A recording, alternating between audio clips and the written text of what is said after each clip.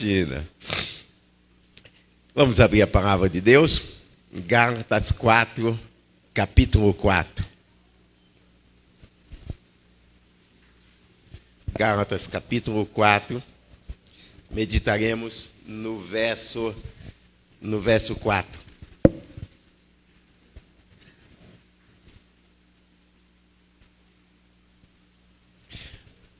Que diz aí: vindo, porém, a plenitude do tempo, Deus enviou seu Filho, nascido de mulher.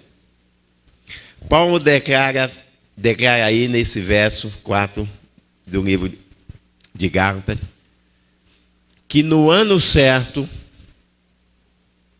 no mês certo, na semana certa, no dia certo, no minuto certo, no segundo certo, determinado por Deus, Jesus nasceu.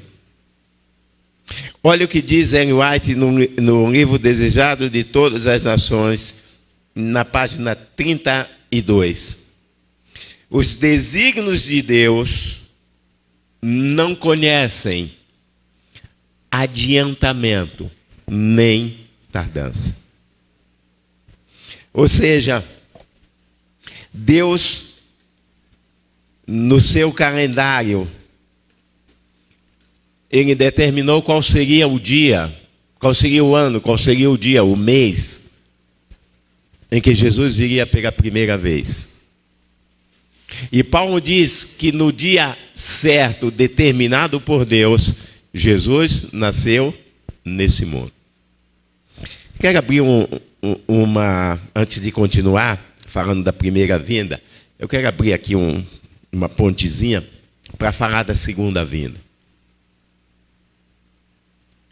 Deus já tem determinado no seu calendário o ano, o mês, a semana, o dia, o minuto e o segundo para a plenitude da segunda vinda. Como estiver a igreja, como estiver o andamento do decreto dominical, como estiver os cristãos, como estiver o mundo, a plenitude da segunda vinda vai acontecer no dia marcado por Deus. Nada vai fazer com que esse dia seja adiantado. Nada vai fazer com que esse dia seja atrasado. Nós precisamos pregar o Evangelho, não para que Jesus venha logo. Nós precisamos, como igreja, nos prepararmos. Porque independente da igreja, independente de como nós estivermos, independente do que o Papa faça, independente de quantas pessoas estiverem na sala 57 orando e clamando pela descida do Espírito Santo, a plenitude da segunda vinda vai acontecer no dia que já está marcado por Deus. Voltemos à primeira vinda. A igreja estava completamente distante de Deus.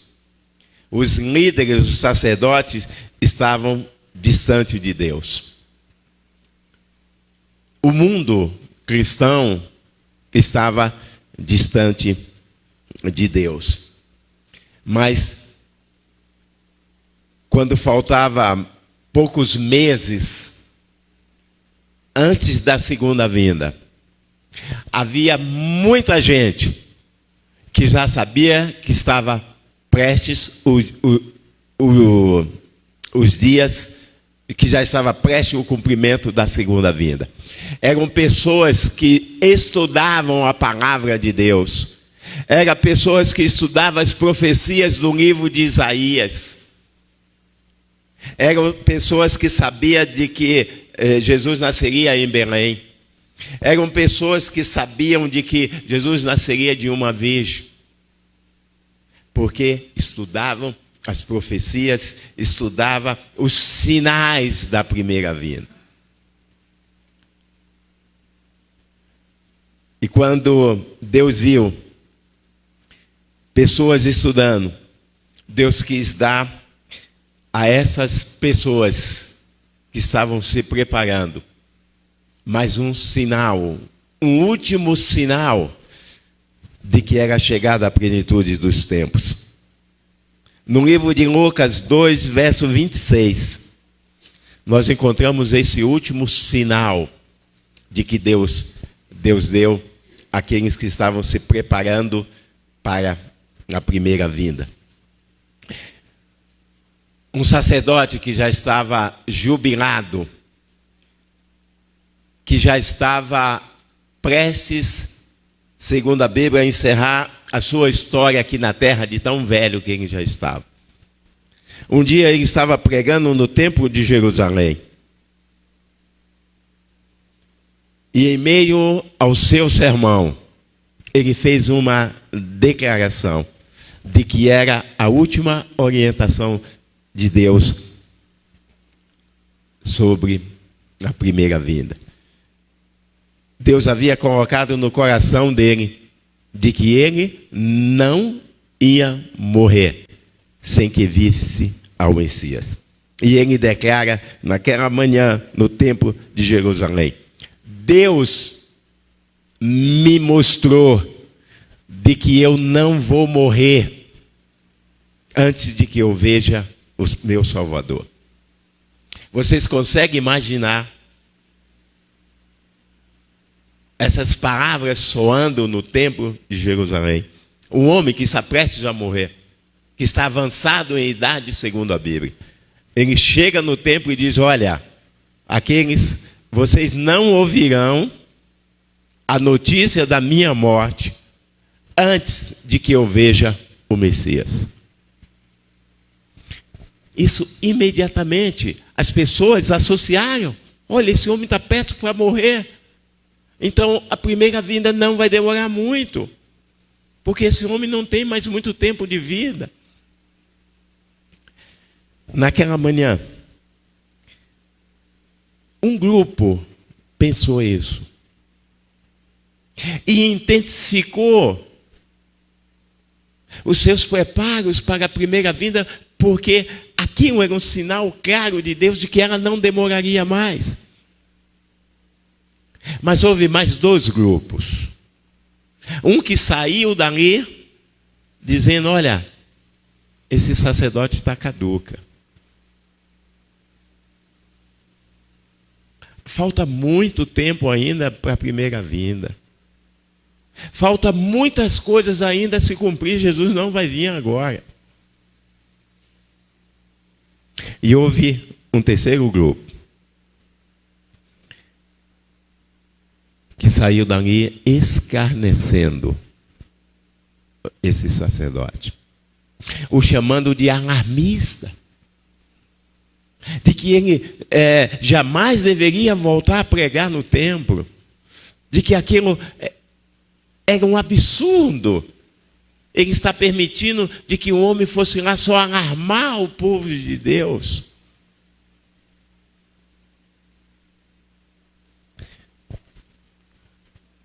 Depois do sermão de Simeão, passaram-se alguns meses.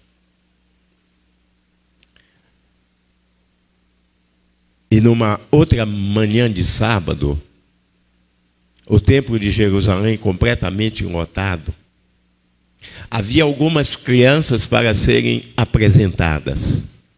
E conforme tradição daquela época, todos os sacerdotes e ex-sacerdotes, os que já estavam aposentados, pelo número de crianças que tinham para ser apresentada, eles eram chamados. Colocavam-se à frente e todos, com uma criança na mão, erguiam essas crianças para o alto. E o principal dos sacerdotes, então, dava a bênção sobre aquela criança. E depois essas crianças eram entregues aos pais. Naquela manhã, foi feito tudo conforme a prática. Simeão recebe uma criança. Ele ergue essa criança para o alto. E naquele momento, o Espírito Santo diz a ele: você está com o Messias em teus braços. E ele quebra o protocolo. Ao terminar a bênção do sacerdote principal, ele não entrega o menino a Maria. Ele permanece com o menino erguido. Todas as crianças já foram entregues. Aqueles que estavam meio desatentos no templo, daqui a pouco, olha para ele, ele é o único a estar com o menino ainda erguido. As pessoas acham que ele está dormindo porque ele está de olhos fechados. Na verdade, ele estava orando em silêncio. E depois ele ora audivelmente. E ele diz: Senhor, agora pode despedir ao teu servo, porque eu vi a tua salvação. Novamente, as suas palavras repercutem entre os que estão no templo.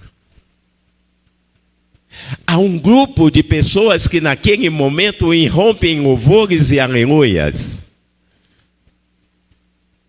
Há um grupo que expressam a Deus a sua gratidão por saber que o Messias já nasceu, que a sua salvação já é presente. E em meio a esses louvores dessas pessoas que estavam preparadas para receber Jesus na primeira vinda, há um grupo de que novamente questiona o que Simeão está dizendo. Será que ele realmente recebeu essa orientação do Espírito Santo? Será que ele está falando a verdade?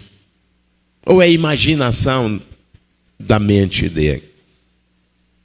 E essas pessoas saíram do templo naquela manhã questionando se realmente o Messias já havia nascido. E até hoje a sua descendência ainda está questionando. O terceiro grupo não aceitaram de que Simeão estava falando a verdade. Não acreditaram de que aquele ali era o Messias que havia nascido. Saíram do templo naquela manhã rejeitando a primeira vinda de Jesus. E a sua descendência, até hoje, estão esperando o Messias.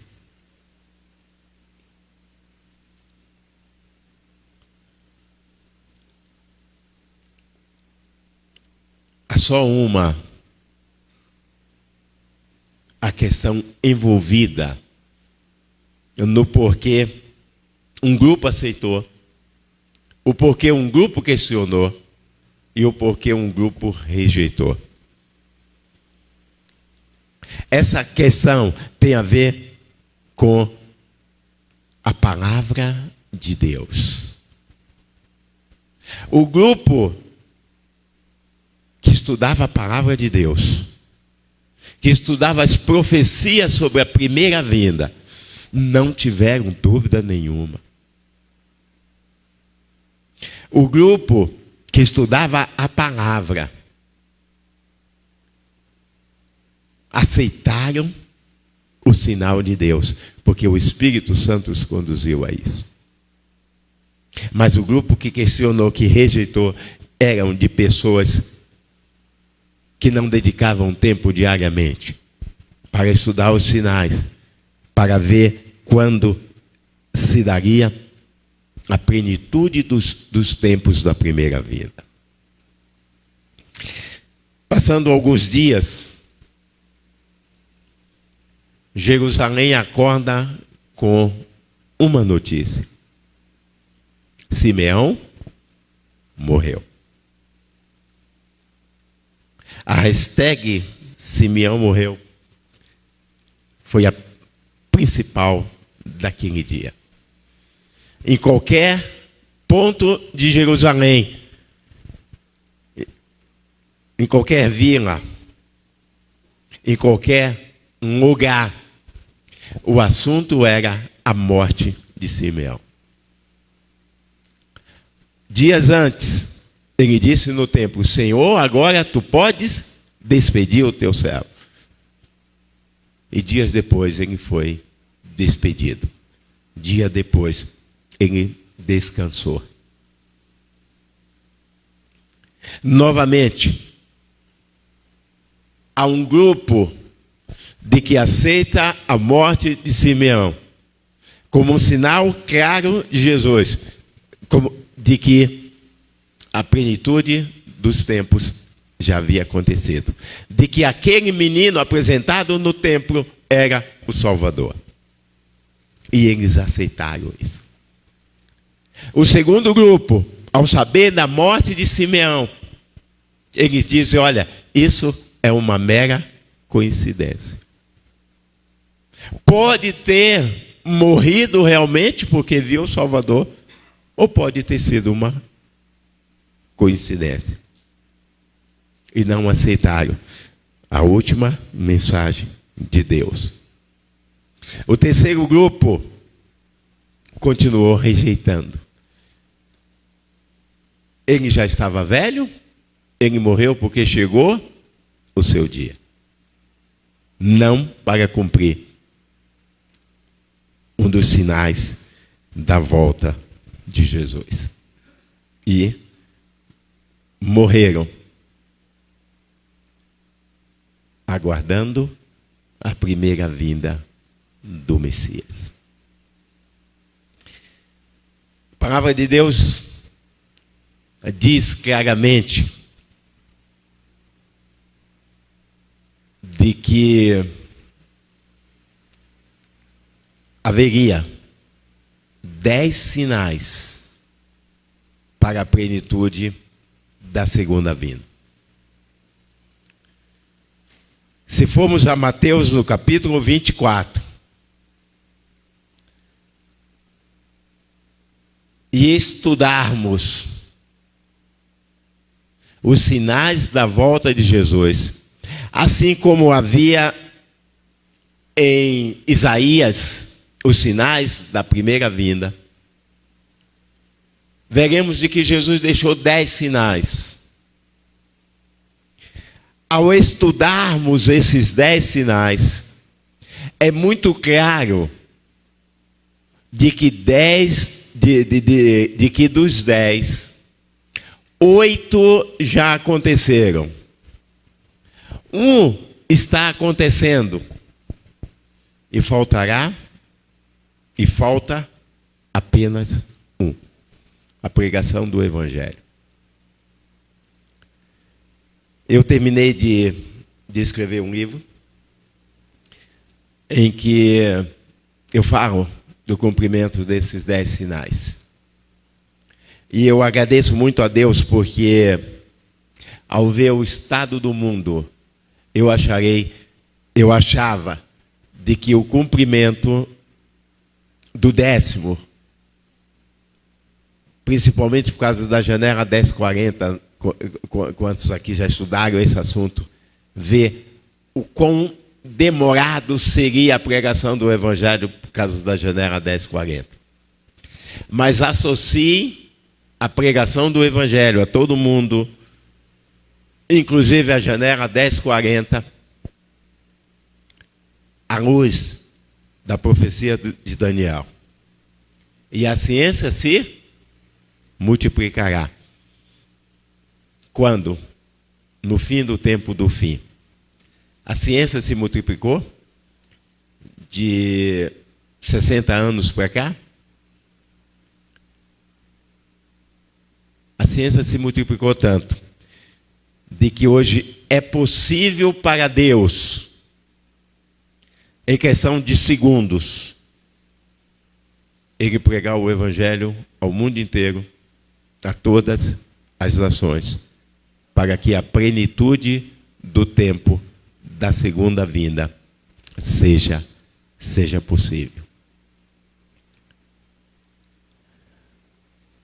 Não há mais nenhuma dificuldade para que Deus possa cumprir imediatamente a plenitude do tempo da segunda vinda. Não há nenhum motivo mais para que haja nenhuma tardança em relação aos desígnios de Deus, como diz Ellen White, para o cumprimento da pregação do Evangelho, para que o último sinal de que Jesus nos deixou seja concluído. E então possamos ter a plenitude da segunda vinda. Para que Gálatas 4, verso 4, e vindo a plenitude do tempo da segunda vinda, Jesus veio. O Adriano não está aí?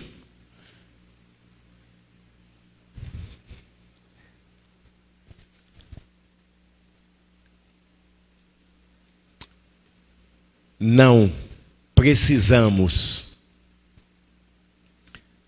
de estarmos atentos, como muitos hoje se apavoram, ficam preocupados com cada coisa que acontece no Vaticano. Não precisamos estarmos preocupados com o que fez ou faz o Papa. Não precisamos estarmos preocupados com as coisas que acontecem nesse mundo. A plenitude do tempo da segunda vinda independe de pessoas, independe de organizações, independe de decreto. A plenitude da segunda vinda só depende do calendário de Deus, da data já estipulada por Deus.